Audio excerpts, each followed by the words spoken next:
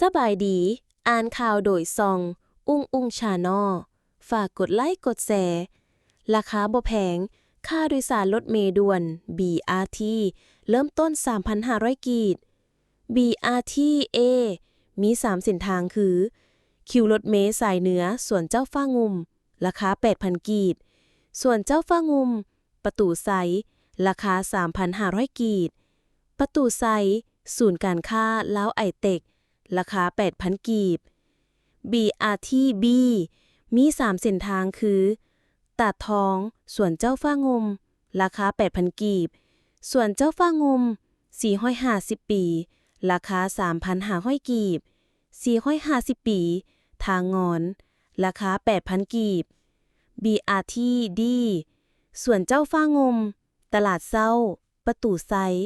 ดงโดกมอซอราคา 3,500 กีบ #ลาวโพสต์